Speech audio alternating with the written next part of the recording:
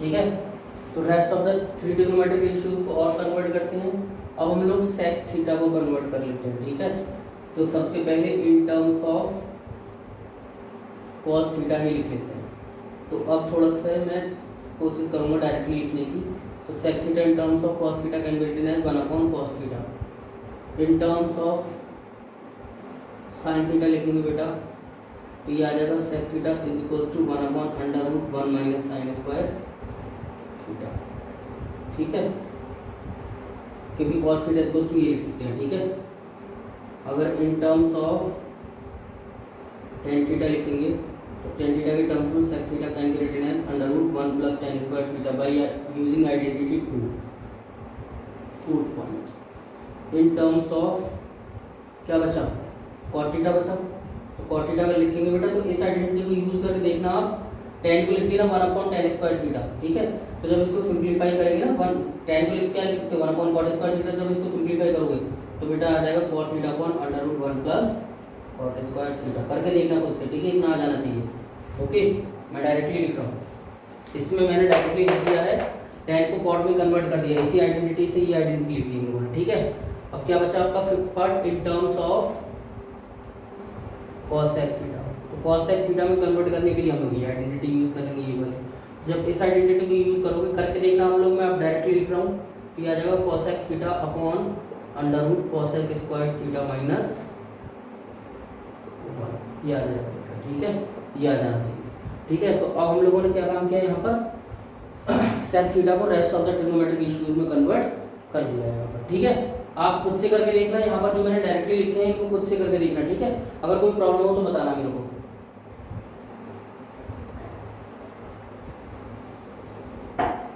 ना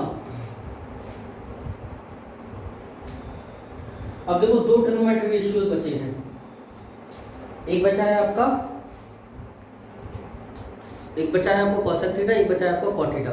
उनके कन्वर्जन आप खुद करेंगे। ठीक है, और मेरे को बताएंगे कि आपसे हुआ है नहीं हुआ है। अगर नहीं हुआ होगा कोई भी कन्वर्जन तो वो मैं आपको बता दूंगा, पर आप खुद से करेंगे। ठीक है, अब हम लोग कुछ क्वेश्चंस कर लेते हैं एनसीईआरटी के रिलेटेड टू दिस कन्वर्जन। ठीक है, ओके, तो जैसे एक्सरसाइज 8.4 दे रखी है। क्वेश्चन नंबर 1 कह रहा है express the trigonometric ratio sine A sec A tan A in terms of cot A. ठीक है, आप खुद से करिएगा, अभी जो मैं करा रहा था यही क्वेश्चन है, इसी टाइप का क्वेश्चन है।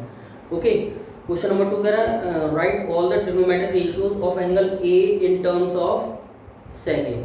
ठीक है, मतलब सारे ट्रिग्नोमेट्रिक रेशियो को सेक के टर्म में कन्वर्ट करना है। ठीक है, जो मैं अभी करा रहा था बस यही था और कुछ नहीं है। ठीक है, ओके, क्वेश्चन नंबर 3 में चलो एक्सरसाइज 8.3 क्वेश्चन नंबर 3 में कह रहा है, क्वेश्चन नंबर 3 के फर्स्ट पार्ट में कह रहा है इवेलुएट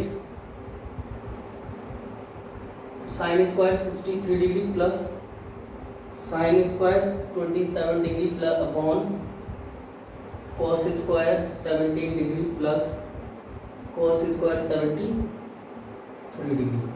तो देखो बेटा, इसको सॉल्यूशन में साइन 63 को लिख सकता हूं मैं क्या, cos 27, क्योंकि साइन 63 देखो 63 and 27 are complement of each other and sine and cos are complement of each other. तो sine 63 can be directly rewrite as cos 27 degree with the help of complementary relationship. So sin 63 can be replaced by cos 27, so it will be cos square 27 degree plus sin square 27 degree divided by same thing is here, cos 17 can be written as sin square 73 degree. Okay, with the help of complementary relationship, so this is identity sin square theta plus cos square theta को, and this is also identity sin square theta plus cos square theta, that so answer is 1. This is our question number 3rd का first part. Okay, now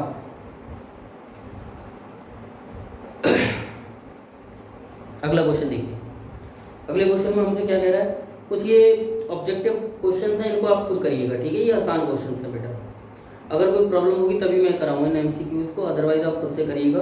और मैं exercise के questions कर रहा हूँ। ठीक है, ये जो प्रूविंग वाले क्वेश्चंस हैं इनको मैं आपको बता रहा हूँ।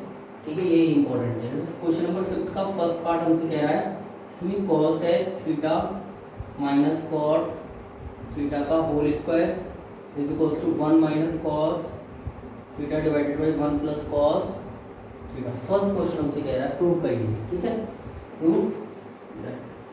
तो देखो बेटा, चाहे हम लोग लेफ्ट हैंड साइड, देखो प्रूविंग वाले क्वेश्चन को करने के 3 तरीके होते हैं, ठीक है।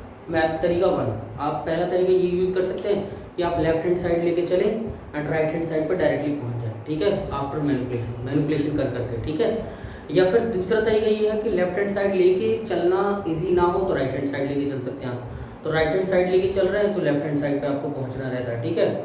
और किसी किसी क्वेश्चन में ये हो जाता है कि बेटा जब आप लेफ्ट हैंड साइड लेके चलते हैं तो कहीं ना कहीं आपको किसी न किसी स्टेप में प्रॉब्लम आती है, और जब प्रॉब्लम आने लगती है तो हमें समझ ही नहीं आता कि अब क्या करें, ठीक है।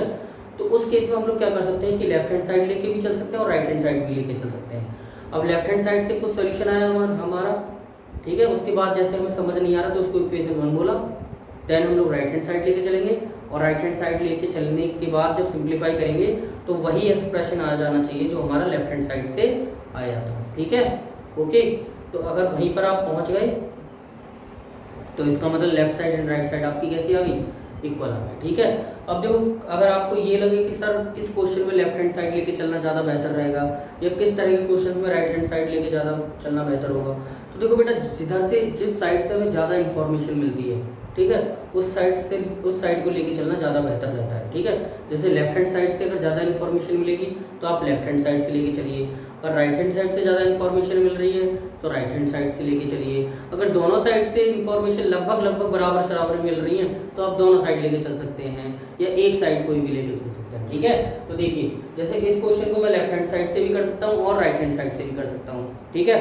तो देखो, पहला क्वेश्चन है तो मैं दोनों तरीके से बता देता हूँ आपको, ठीक है, फिर बाकी हम लोग क्वेश्चन एक साइड से करेंगे, ठीक है। तो देखो, जैसे मैं लेफ्ट हैंड साइड लेके चलूँ तो लेफ्ट हैंड साइड क्या है, cosec theta minus cot theta का whole square. So cosec theta is 1 upon sin theta minus cot theta is cos theta divided by sin theta का होल स्क्वायर, ओके।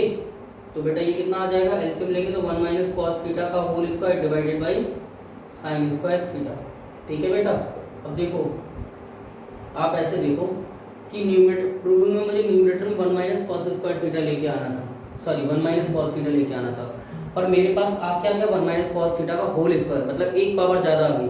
तो अगर एक पावर ज़्यादा आई है तो इसको कैंसिल आउट कहीं ना कहीं हो रही होगी, वो कैंसिल आउट कहाँ से हो सकती है, डिनोमिनेटर से। तो पक्का है कि डिनोमिनेटर में एक कहीं ना कहीं 1 माइनस cos थीटा आ जाएगा, ठीक है।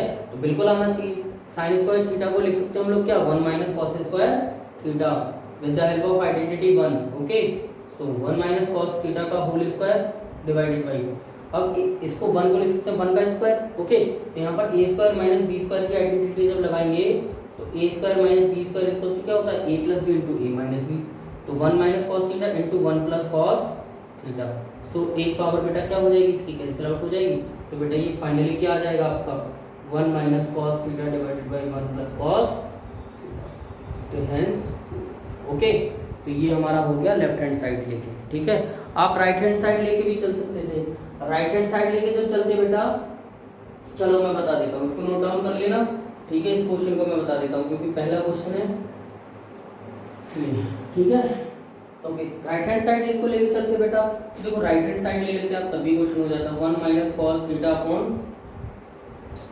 1 प्लस cos थीटा। अब देखो इस तरह की फॉर्मेट, जब भी क्वेश्चन हमें ट्रिग्नोमेट्री में इस फॉर्मेट का दिया जाएगा तो 90% क्वेश्चन ना इस तरह से सॉल्व हो रहा होगा कि वो डिनोमिनेटर की कॉन्जुगेट से ऊपर नीचे मल्टीप्लाई करा रहा होगा, ठीक है, सही है।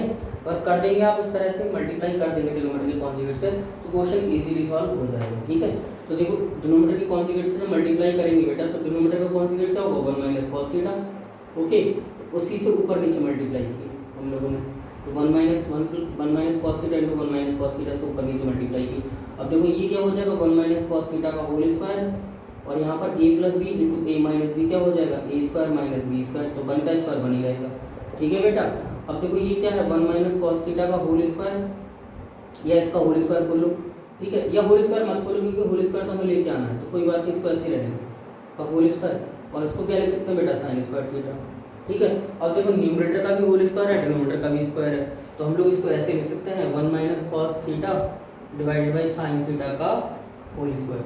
अब इनको बेटा सेपरेट करोगे तो 1 minus sine theta minus cos theta